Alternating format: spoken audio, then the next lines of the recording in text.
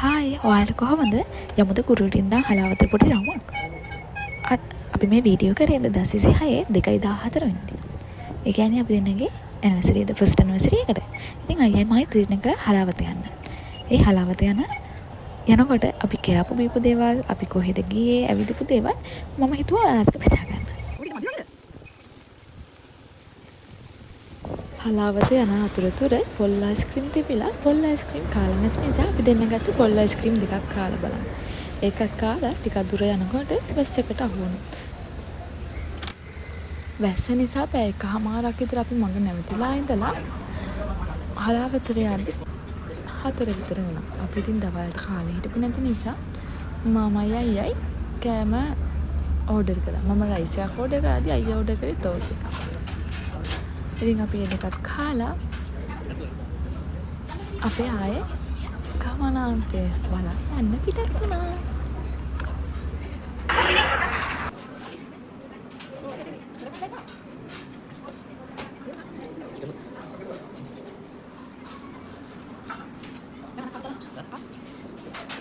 අපි නවතින තැනකුත් හොයාගත්තට පස්සේ පහමාටිතර කොෂයකුත් දාගෙන අපි ගියා මුන්නේශ්වරම් කෝවිලට. මුන්නේශ්වරම් කෝවිලට යද්දී පුජවතිය කරන් යන නිසා අපි දැන් නැහැ ඉතින්.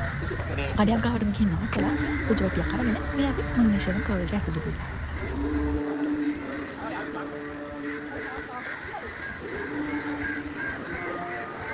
ඔයාලා දන්නවද මුන්නේශ්වරම් කෝවිලේ වැදගත්කම?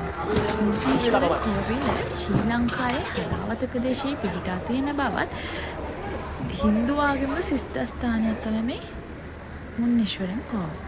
ප්‍රසිද්ධ හින්දු වීර කාව්‍යවල රාමායනයේ එන රාම රජු එම සිද්ධාස්ථානය හා සම්බන්ධ බව පැවසුවද අමව වශයෙන් ක්‍රිස්තු පූර්ව 1000 දක්වා හෝ දිවෙන කල්පිත අතීතයකට මේ කෝවිල හිමිකම් කියලා තියෙනවා. ශිව දෙවියන් වෙනුවෙන් ඉදිකරන මෙම කෝවිල දකුණු ඉන්දියානු කලාපයේ ශිව දෙවියන් වෙනුවෙන් ඉදිකරන පෞරාණික හින්දු සිද්ධාස්ථාන 5ක් අතරින් එකක්. ඉතින් මෙම කෝවිලේ ගණ දෙවියන්, අජනායක දෙවියන් හා කාලිමෑණියන් වෙනුවෙන් කැප කළ තවත් දේවල් 3ක්ද බෞද්ධ විහාරයක්ද පුදබිම සංකීර්ණයට අයත්. බෞද්ධ හා කතෝලික ජනතාවගේද පූජාවට පාත්‍ර වන මුන්නේශ්වරම් කෝවිල 19 වෙනි සියවස අගභාගය වන විට පැමිණෙන බැතිමතුන් අතරින් වැඩිම පිරිසක් සිංහල බෞද්ධයන් වෙලා තියෙනවා. මෙම කෝවිලේ බෞද්ධ විහාර සහ අයනායක දේවාලය හැරුණ විට අනෙක් දේවාල පරිපාලනය හින්දුවරුන් විසින් කරගෙන යනවා. හලාවත කුරුණෑගල ප්‍රධාන මාර්ගයේ හලාවත නගරයේ ඉඳන් කිලෝමීටර් 2ක් පමණ දුරින් තමයි මේ මුන්නේශ්වරම් කෝවිල පිහිටලා තියෙන්නේ. මේ ප්‍රදේශය මම ගන්න විදිහට කෝට්ටේ රාජධානිය තමයි අයත්. මේ කෝවිල අවට ගම්වල විශාල සංඛ්‍යාවක් මිනිසු ගම්වර වශයෙන් ශිව කෝවිලට ලබා දීලා තියෙනවා. මුන්නේශ්වරම් කෝවිලේ නවරාත්‍රි සහ ශිවරාත්‍රි අතර ප්‍රධාන හින්දු ආගමික උත්සව මුන්නේශ්වරම් සමරනවා. ඊට අමතරව අගෝස්තු හා සැප්තැම්බර් මාසවල සති 4ක කාලයක් පුරා මුන්නේශ්වරම් වාර්ෂික මංගල්‍යය පවත්වනවා. ඒ සඳහා බෞද්ධ, කතෝලික හා ඉස්ලාම් හින්දු ආගමිකයන්ද ආගම් භේදයකින් තොරව සහභාගී වෙන බවයි පැවසේ.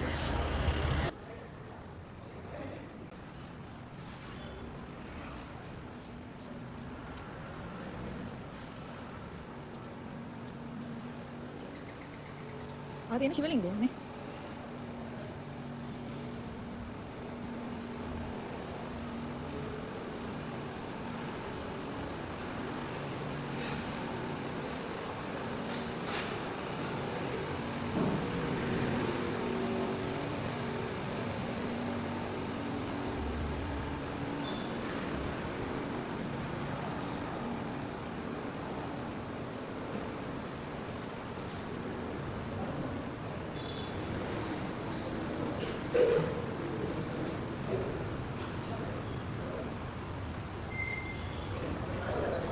ඉතින් අපි මුන්නේශ්වරම් කෝවිලට ගියේ පෙබරවාරි 14 වෙනිදා.